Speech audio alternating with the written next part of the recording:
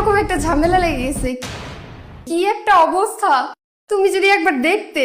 ঝামেলা লেগে গেছে মানে? হ্যাঁ, তুমুল একটা ঝগড়া লেগে গেছে। তুমুল ঝগড়া লেগে গেছে? তুমি দেখবে নাকি? দেখলে আসো। না, ঝগড়া দেখার কি আছে? আর ঝগড়া কেন লেগেছে সেটাও তো বলছো না। তুমি জানো না পাশের বাসার ভাবির দামি কোনো জিনিস দেখলে হুঁশ থাকে না? সেটা তো আমার জানার কোনো দরকার নেই। হয়েছেটা কি? ভাবি আমার স্বর্ণের বালাটা দেখেছে আর অমনি তার মেজাজ খারাপ হয়ে গিয়েছে। তোমার স্বর্ণের বালা দেখে মেজাজ খারাপ হওয়ার কারণ? ওই যে তুমিও ওকে বানিয়ে দিয়েছো, তার হাজবেন্ড তো আর তাকে বানিয়ে দেয়নি।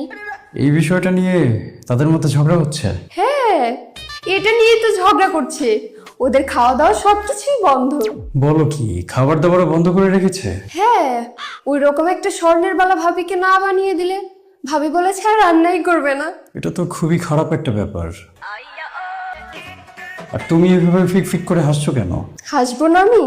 কত সুন্দর ঝগড়া করছে ওরা। আরেকজনের ঝগড়া দেখে তুমি হাসবে কেন? তোমার হাসির কোনো কারণ তো আমি খুঁজে পাচ্ছি না। আমি এমনিই হাসছি, আমি কি হাসতেও পারবো না? হাসতে পারো, কিন্তু মানুষের কষ্ট দেখে তো হাসতে হয় না। আবার বলছো রান্নাও নাকি করেনি। তুমি রান্না করেছো না? যাও গিয়ে ওনাদেরকে খাবার দিয়ে আসো। কেন? যদি খাবারই খেয়ে নেয় তাহলে তো মাথা ঠান্ডা হয়ে যাবে, ঝগড়া বন্ধ হয়ে যাবে। তো তুমি কি চাচ্ছ যে ঝগড়াটা হোক?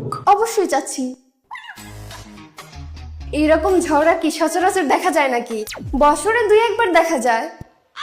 হ্যাঁ, বছরে 2-1বার দেখা যায়, কিন্তু বছরে 2-1বার দেখার দরকারটা কি?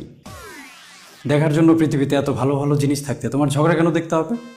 মানুষের অশান্তি দেখে এভাবে হাসাহাসি করার কোনো মানে হয়? ওনাদের মধ্যে আজকে অশান্তি হচ্ছে, যদি তোমার আর আমার মধ্যে ঝগড়া হয় আর সেটা দেখে পাশের বাসার ভাবে হাসে, তখন কেমন লাগবে? তোমার আর আমার মধ্যে তো অশান্তি হবেই না। কেন হবে না? কেন? কারণ আমি তোমার কাছে আজাইরা কোনো কিছু আবদারই করবো না। হ্যাঁ ঠিক আছে, কিন্তু আবদার করার বিষয়টা ছাড়া অন্য কোনো বিষয়ও তো হতে পারে। না, তুমি আমাকে যেটা বলবো আমি তো সেটাই শুনবো, তাহলে ঝগড়া হবে কিভাবে? হ্যাঁ ঠিক আছে, বুঝতে পেরেছি। ঝগড়াও তো হয় না আমাদের মাঝে। তুমি কি করে বুঝবা ঝগড়ার কি জ্বালা? 1 মিনিট, আমি তো তোমাকে স্বর্ণের বালা বানিয়ে দিয়েছি 3 বছর আগে। তুমি স্বর্ণের বালা পেলে কোথায়?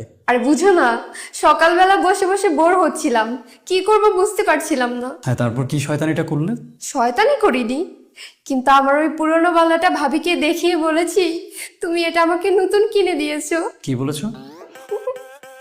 নতুন কিনে দিয়েছি এটা বলেছো? হ্যাঁ। তারপর কি হলো? যা হবার তাই হলো, ফাটাফাটি লেগে গেছে। তুমি কি শুনতে পাচ্ছ না?